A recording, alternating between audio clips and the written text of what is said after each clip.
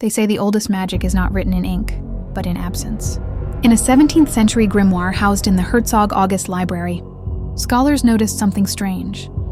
A set of ritual instructions, detailed, precise, and alarming, appeared in only one surviving copy. Nowhere else in the manuscript tradition do they exist.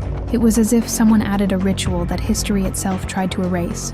The text, attributed to an anonymous adept of the Black Forest, describes a rite called the severing of the twin darkness. The procedure instructs the operator to stand before a polished bronze plate at twilight, reciting lines from Psalm 139 while tracing a circle of myrrh ash.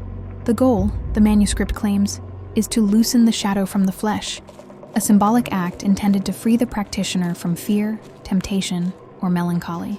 But the instructions do not read like symbolism.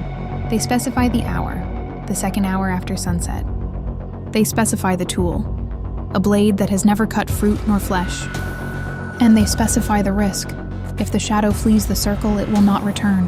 What caught historians' attention wasn't the ritual itself, but the way it vanished. In other copies of the same grimoire, held in Lyon, Prague, and Vienna, the pages skip directly from one section to the next, leaving a perfect gap where the rite should be. No ink transfer, no scraping. A clean omission, almost deliberate. Manuscript experts propose mundane explanations.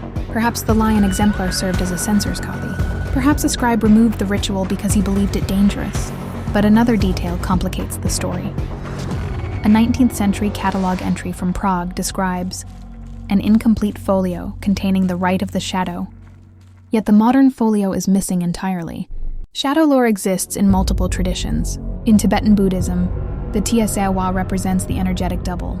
In Egyptian magic, the shut is the soul's dark imprint. In medieval Europe, tales warned of people whose shadows wandered ahead of them, omens of mental illness, spiritual imbalance, or death.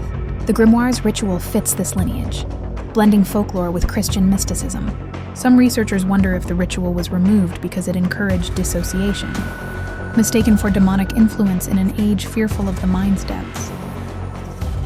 Others think the missing pages were taken by someone who believed the technique worked. Today, only that single copy remains, a ritual almost forgotten, preserved by accident, its purpose uncertain.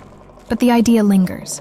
If the shadow is the map of the self, what happens when someone tries to pull it free? Maybe the real danger was never that the shadow could escape, but that a person might succeed in letting it go. Hi, it's Chini. Thanks for watching.